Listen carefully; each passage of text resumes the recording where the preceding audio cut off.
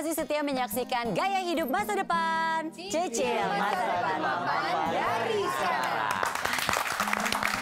Sudah ada Asti, kita juga masih ngobrolin seputar masa depan kita nih ya, seputar juga tentunya keluarga. Saya juga ingin mengundang satu teman saya juga. Ada lagi yang Ada dong, sudah hadir juga bersama kita. Ada Bapak Muhammad Irsan, Vice President, Head of Training and Development Manulife Indonesia. Pak Irsan. Halo Pak Irsan. Ini teman, Pak Irsan ini adalah teman saya sesama penggila bola. Oh gitu, suka nonton bola juga? Ini baru dari Spain kan? Ya, enggak Pak, tapi nggak nonton bola Pak. Belanja ya? Beda Pak. Pak Irsan, jadi kita lagi ngomongin soal ya bagaimana cara melindungi dan mencintai keluarga. Salah satunya tadi sempat dibahas sama Angie dan Asti juga adalah dengan asuransi. Iya betul. Yaitu mungkin asuransi jiwa. Ya. Betul begitu ya Pak ya? Betul.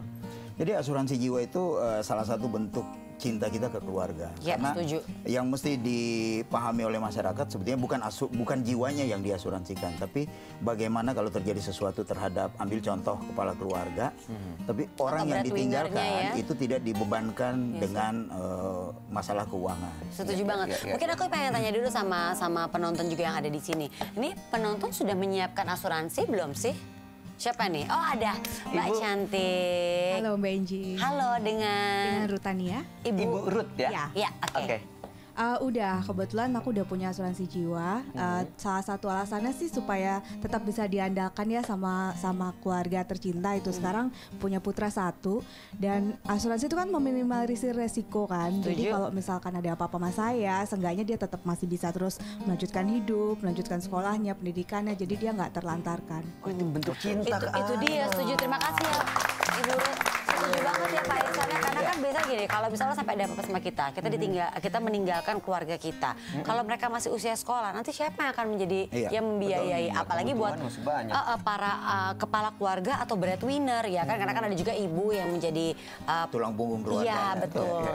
Asti sendiri, kalau ngomongin soal asuransi, udah punya belum? Alhamdulillah udah dong. Apa aja? Kalau untuk kesehatan ada. Kesehatan ada ya? Saya juga pakai jiwa nih Pak. Ya bagus dong, makin lengkap makin bagus kita. Iya karena walaupun belum berkeluarga gitu ya, terus juga adik-adik saya sih insya Allah nanti sudah menikah dua-duanya, jadi saya nggak pusing gitu ya. Cuman saya mikirnya gini, nanti kalau saya nggak ada, ntar kalau saya lebih dulu meninggalkan bapak sama ibu saya, sebisa mungkin bapak ibu saya juga tetap ada pegangan deh gitu untuk melanjutkan hidup. Itu pikirannya, padahal belum punya anak, belum punya suami ya Allah berat banget ya. Nggak apa juga sih, kan nggak ada salahnya juga prepare dari jauh-jauh hari ya Pak ya. Itu kan bentuk cinta keluarga juga, nggak harus ke anak ataupun suami dan ada yang buat orang seperti tua, itu, tapi juga buat orang tua. Anggota keluarga yang lain ya. Oh oke. Ngomongin soal asuransi jiwa Pak, ada jenis-jenisnya nggak sih, macam-macamnya atau cuma satu? Asuransi jiwa sekarang macam-macam ya. Dulu di awal perkembangannya awalnya asuransi jiwa itu sederhana, ya bayar premi meninggal, uang pertanggungan keluar. Sekarang makin berkembang, makin banyak macamnya. Asuransi jiwa bisa digabungkan dengan investasi, bisa digabungkan dengan pendidikan anak dan sebagainya. Jadi banyak sekali macamnya. Klaimnya susah nggak sih Pak? Nah ini yang perlu kita luruskan sebetulnya. Di masyarakat sering sekali kita baca surat pembaca atau bahkan masuk ke TV, radio dan sebagainya mengenai klaim asuransi itu susah. Klaim asuransi itu sebetulnya simpel. Selama semua dokumen yang diminta menjadi persyaratan klaim terpenuhi, klaim akan langsung diproses. Biasanya proses klaim itu nggak akan lama. 14 hari kerja, kalau seluruh dokumen sudah lengkap dan tidak ada data tambahan yang dibutuhkan, biasanya sudah bisa diproses untuk dicairkan.